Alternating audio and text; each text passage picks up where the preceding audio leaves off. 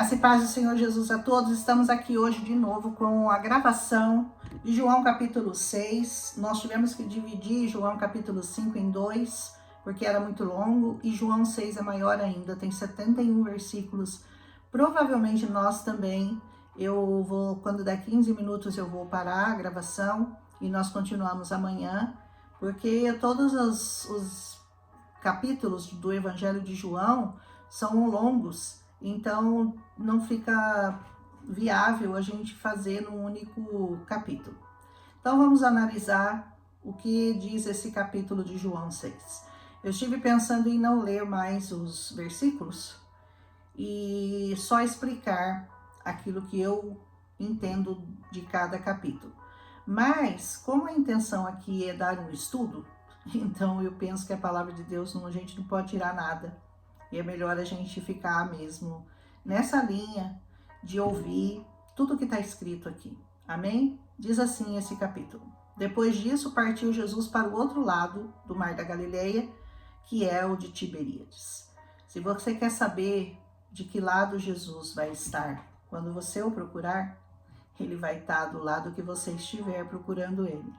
Ele vai estar se movendo, o Espírito Santo se move em todas as direções, para todos os lados, porque ele está procurando verdadeiros adoradores. Quem sabe o Senhor não encontra em você esse verdadeiro adorador e ele vai partir para o seu lado. Busque Jesus, porque ele está de um lado para o outro procurando adoradores. Aleluia! E uma grande multidão o seguia. Por quê? Porque via os sinais que ele operava sobre os enfermos. Ainda não se tinha uma ideia real de quem era o Senhor Jesus. Só se sabia que ele era um profeta e que ele operava milagres. O verdadeiro motivo que deve nos impulsionar a buscar o Espírito Santo não é simplesmente porque o Senhor pode fazer milagres em nós, por nós. Ele pode, verdadeiramente. Mas esse não deve ser o verdadeiro motivo que nós deveríamos estar buscando o Senhor. O motivo maior que nós devemos estar buscando ao Senhor Jesus é porque ele nos traz salvação e vida eterna. Fora dele não há salvação, fora dele não há um reino que nós possamos entrar, se nós não estivermos no caminho do Senhor Jesus. Então, diferente da motivação daquela multidão, nós deveríamos buscar algo maior. Ele faz sinais, com certeza, mas os sinais, segundo a palavra, eles seguem aqueles que creem. Então, o mais importante é você crer que o Senhor Jesus é verdadeiramente o Senhor da sua vida, que verdadeiramente ele tem salvação para te dar, que verdadeiramente ele é o Deus único e o único Salvador dessa terra. Por esse motivo, e não pelo motivo que aquelas multidões buscavam, simplesmente porque ele curava enfermos. A sua motivação hoje tem que ser um pouco maior do que isso. Aleluia! E Jesus subiu ao monte e assentou-se ali com os seus discípulos. Se você quer procurar Jesus, ele está sempre no alto monte, viu? Olhe sempre para o alto para buscar Jesus, porque ele está sempre lá em cima. Aleluia! Levante os seus olhos e procure o Senhor Jesus. Ele está dentro de você, mas ele está sempre no lugar mais alto. Aleluia! Então Jesus levantando... a festa da Páscoa, a festa dos judeus, estava próxima. E ele sabia que ele era o cordeiro que estava sendo preparado para aquela festa. Ele sabia que ele iria ser entregue e ele iria morrer. Então Jesus, levantando os olhos e vendo que uma grande multidão vinha ter com ele, ele disse a Filipe: onde compraremos pão para estes comerem? Mas ele dizia isso para o experimentar, porque ele bem sabia o que ele havia de fazer. Muitas vezes o Senhor Jesus está permitindo algumas situações impossíveis na sua vida para te experimentar, para ver como você reage, para saber qual será a sua decisão. O Senhor Jesus coloca situações na sua vida, mas ele bem sabe o que ele vai fazer. Ele só está esperando a sua reação. Ele bem sabia que ele iria multiplicar os pães e que o fato de não terem pães a serem vendidos ali por perto não era um problema para Jesus. Aleluia! Mas isso ele dizia para eu experimentar, né? Então ele experimentou ali o Filipe. Filipe respondeu: nem 200 dinheiros de pão não bastariam para que cada um deles tome um pouco, e também não adiantaria ter os 200, porque não haveria padaria para fornecer pão para uma multidão, concordam? Nem sempre o dinheiro é a solução, porque o dinheiro não podia comprar naquele momento o que aquela multidão precisava. E o que a multidão precisa? A multidão que segue Jesus precisa verdadeiramente é do pão da vida e não desse pão temporário. E um dos discípulos, André, irmão de Simão Pedro, disse: está aqui um rapaz que tem 5 pães de cevada e 2 peixinhos. Mas o que é isso para tantos? Talvez você ache que você tenha pouco para oferecer para as pessoas. Eu nem sei falar de Jesus. Eu não sei falar como você, eu não sei explicar como você. Você tem 5 pães e 2 peixinhos. Você sabe que Jesus ama as pessoas. Você sabe que Jesus é o único que pode salvar as pessoas. Então você tem o suficiente para uma multidão.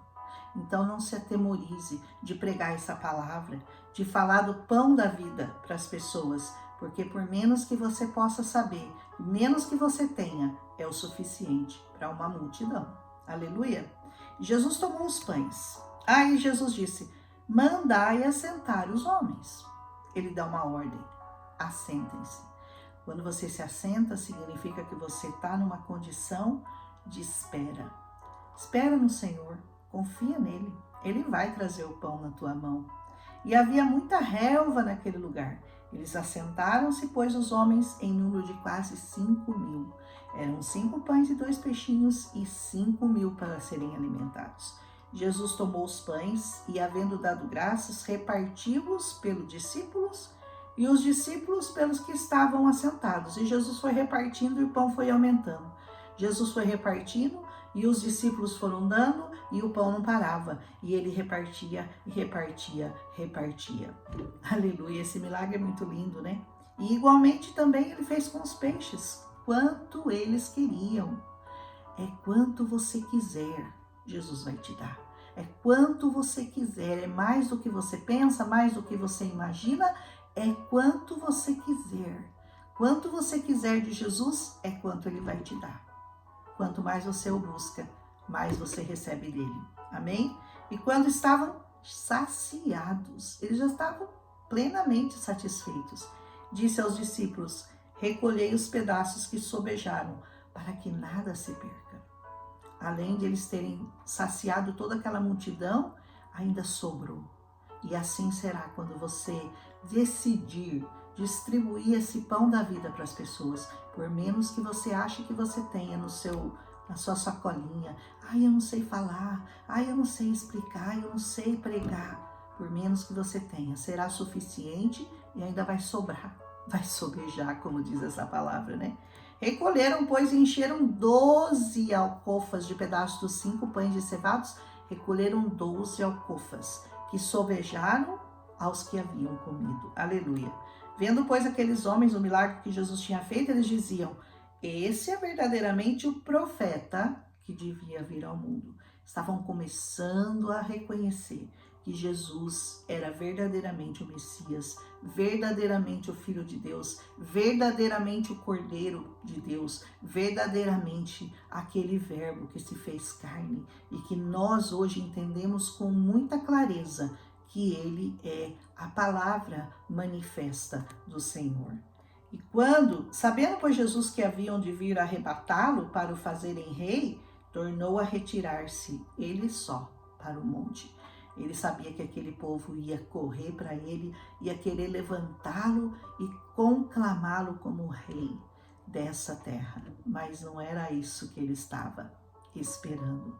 Jesus queria ser conhecido verdadeiramente depois da sua morte, da sua ressurreição, como o Rei verdadeiro que reina nos céus, não aqui na terra. Não só aqui na terra, mas nos céus.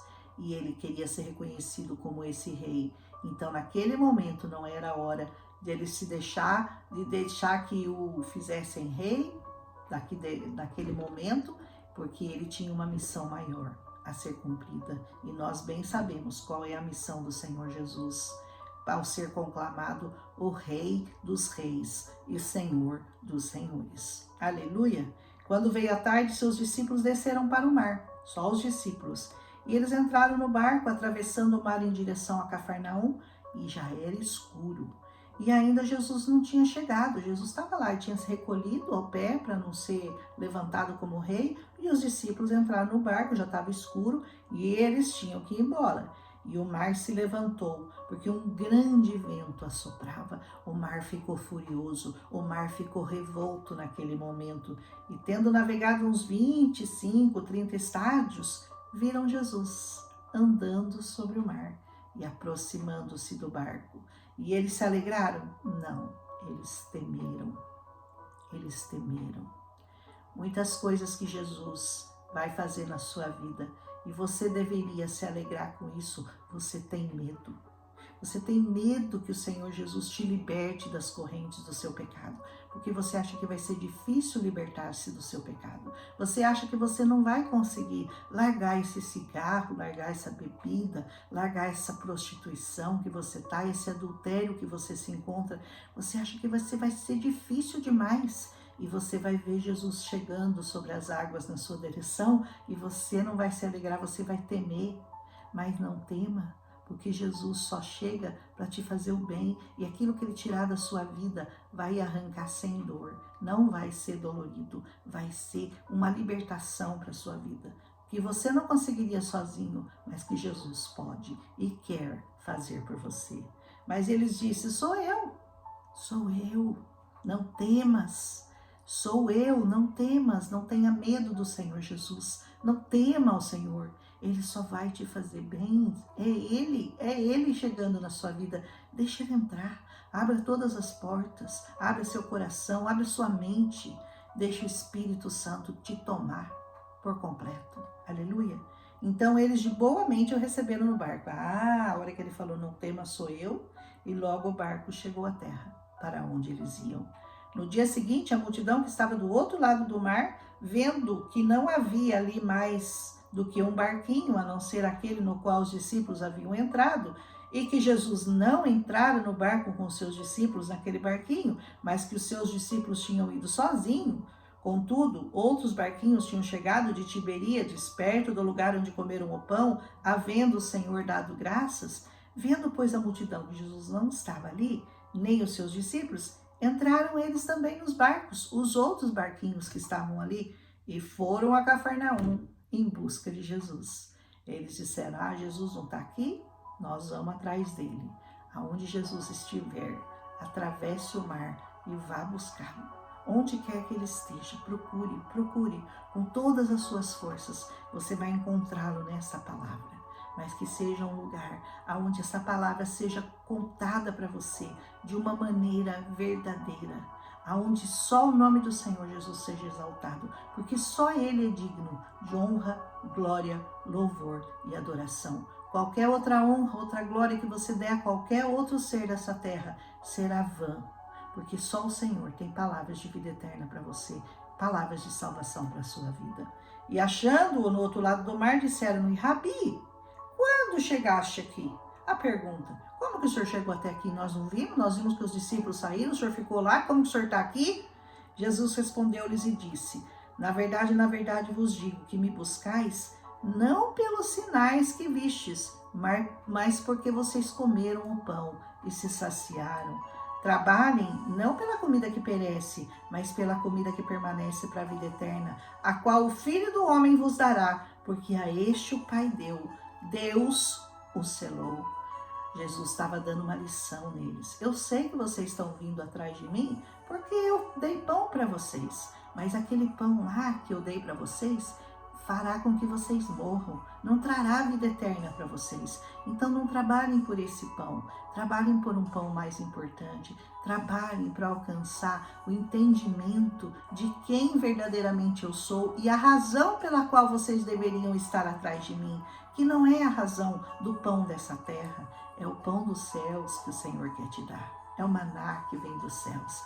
É Jesus Cristo vivo, e pode libertar você de todos os males dessa terra, e pode libertar você de toda a opressão, de toda a tristeza, de toda a ansiedade, de toda a depressão, de toda a síndrome do pânico, síndrome de morte, todas essas palavras malditas que jogaram contra você na sua vida, Jesus pode te libertar. Então trabalhe não pelo pão dessa vida, mas por Ele. Trabalhe para conhecê-lo verdadeiramente e Ele se dá a conhecer você. Ele se revela a você todos os momentos. Aonde você quiser, você vai encontrar o Senhor Jesus. Se você o buscar verdadeiramente, você vai encontrá-lo. Disseram-lhe, pois, que faremos para executarmos as obras de Deus? Já que Ele falou, né? E vocês têm que buscar por Deus, né? Pelas obras do Pai. Jesus disse, a obra de Deus é essa. Olha qual que é a obra de Deus. Que creiais naquele que Ele enviou. Que vocês creiam em mim. Essa é a obra de Deus nessa terra. Que todos cheguem ao conhecimento pleno de quem é o Senhor Jesus. Essa é a obra de Deus nessa terra. E não tem outra obra para falar para vocês. Que vocês creiam no Filho de Deus. E eles disseram, os nossos pais comeram maná no deserto, como está escrito, deu-lhes a comer o pão dos céus. Disse-lhe, pois, Jesus, na verdade vos digo, Moisés não vos deu o pão do céu, mas o meu Pai vos dá o verdadeiro pão do céu. O verdadeiro pão do céu se chama Jesus. O maná que Deus dava era temporário, serviu para alimentar aquela multidão. Enquanto eles atravessavam o deserto, o Senhor mandava pão dos céus todos os dias. Mas esse pão que veio, que é Jesus, esse é o único que pode ser aquele que vai te libertar e te dar vida eterna. Porque o pão de Deus é aquele que desce dos céus e que dá vida ao mundo.